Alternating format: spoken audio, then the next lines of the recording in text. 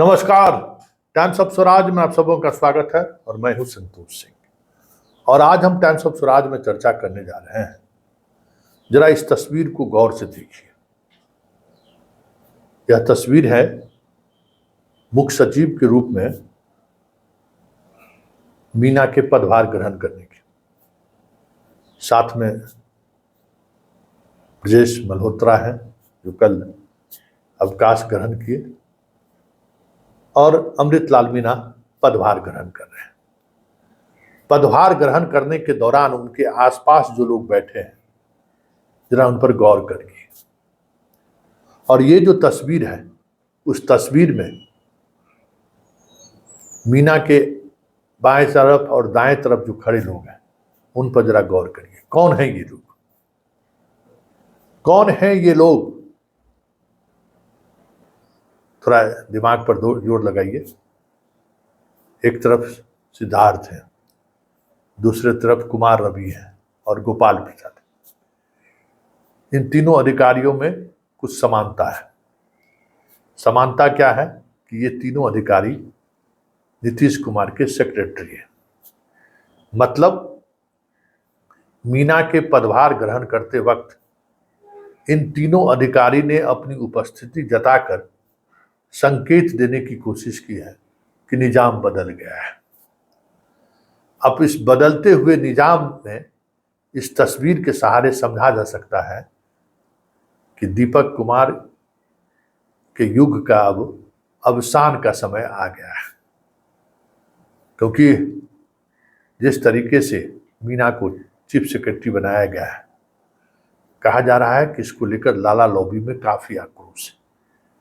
एक नहीं, दो लाला को बाईपास किया गया, सरपास किया गया, चेतन प्रसाद को भी और परते अमृत को भी। क्योंकि चेतन प्रसाद अगर नहीं बनते तो बिहार में कहीं न कहीं परते अमृत की दावेदारी सबसे मजबूत थी। लेकिन ऐसा कुछ हुआ कि दिल्ली से बुलाकर अमृतलाल मीना को चीफ सेक्रेटरी की कुर्सी पर बिठा दिया। तो ये पूरा खेल एक रणनीति का हिस्सा था। ये पूरा खेल उस रणनीति का हिस्सा है जिसके तहत बिहार में दशकों से जो एक खास तरीके का लॉबी मुख्यमंत्री को घेरे हुए है, उस लॉबी से नीतीश अब बाहर निकलने की कोशिश कर रहे हैं।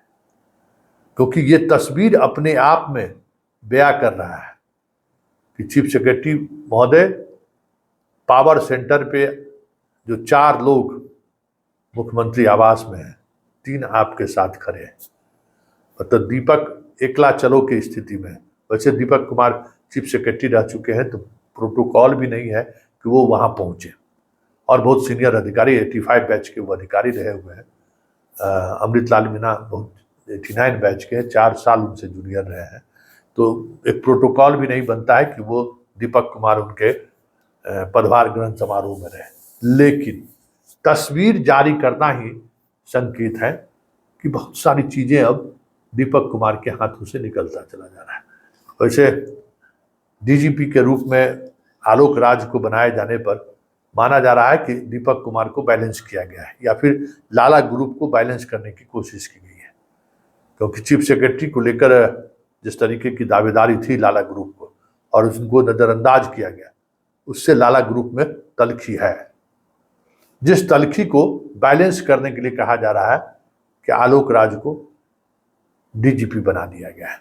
लेकिन डीजीपी के बनाए जाने से वो बैलेंस, जिस बैलेंस की चर्चा हो रही है, क्या वाकई में वो बैलेंस बनेगा क्या?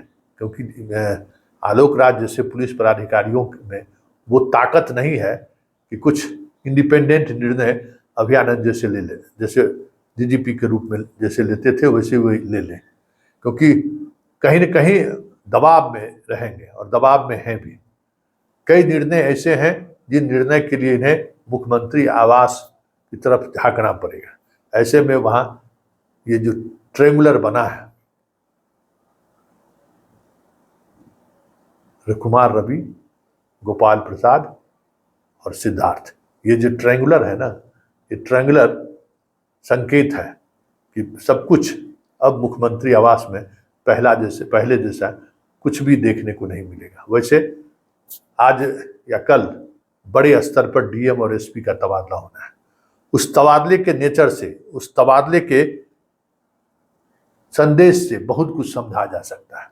वैसे अभी जितने विभाग के सेक्रेटरी बदले गए हैं वो भी संकेत है कि अब लाला युग अवसान की तरफ है। देखिए आगे आगे होता है क्या। देखिए इतना भी तय है कि दीपक कुमार भी कम जीवट आदमी नहीं है। इतनी घेराबंदी के बावजूद भी अकेले ही सही पूरे लॉबी से फाइट तो करते जरूर दिख रहे हैं। और अब देखना यह है कि नीतीश कुमार इस फाइट को का मजा लेते हैं या फिर इसको विराम लगाते हैं। क्योंकि नीतीश की भी ये आदत रही है कि एक दौर में एडीजी थे अभयारण्य जी और आशीष रंजन सिन्हा थे डीजीपी, दोनों एक दूसरे को गरियाते रहते थे और दोनों का आनंद कंप्लेन की शिकायत से आनंद उठाते रहते थे नीतीश कुमार। ये नीतीश कुमार की प्रवृत्ति रही है। पदाधिकारियों को आपस में उलझाए रहते हैं और आनंद लेते हैं। तो ये आनंद का वक्त है नीतीश कुमार के लिए कि दोनों लॉबी को जोर आजमाइश करते देने है। दोनों आजमाइश जैसा जितना करेगा उतनी बातें मुख्यमंत्री के कानों तक पहुंचेगा। ये जोर आजमाइश जारी रहता है या फिर कुछ और भी बातें सामने आती हैं। क्योंकि जिस तरीके की चीजें देखने को मिल रही है और जिस तरीके की लॉबिंग हो रही है और ईडी को लेकर जो आए दिन चर्चाएं हो रही हैं, दीपक कुमार पढ़ते अमृत, उस चर्चा से भी लगता है कि नीतीश थोड़े नाराज है। और उस नाराजगी का भी ये असर है कि अब वो लाले लॉबी से अपने आप को बाहर करना चाहता है। क्योंकि कहीं न कहीं ये जो ईडी धन संपत्ति अर्जित करने का जो मामला सामने आ रहा है, वो सारी बातें संकेत है कि अब इस लॉबी से नीतीश अपने आप को बाहर निकालना चाहते हैं। पॉलिटिकल लॉबी से तो वो अपने आप को निकाल चुके हैं। जो भूजा पार्टी का जो आरोप लगता था, उस भूजा पार्टी के अधिकांश सदस्यों को इन्होंने अलग अलग जगहों पर ठिकाना लगा दिया है। अब शाम के समय में भूजा पार्टी में अब कोई नजर नहीं आते हैं, सिवाय अपने नालंदा के जो कुछ कुर्मी भाई का जो एक पुतली आजकल जो तैयार हुआ है, वही लोग शाम के समय में रहते हैं। बाकी सब भूजा पार्टी वाले अब अपनी जगह पर पहुंच चुके हैं। लेकिन अभी भी जो अधिकारियों का जो संपर्क है, उसमें उस तरीके की ठिकाने पर लगाने की बात जो है, जो चर्चा है, उसकी एक वानगी आपने देखी है। अब देखिए फाइनल सर्जिकल स्ट्राइक लालाबाद पर कब होता है, ये देखने वाली बात होगी।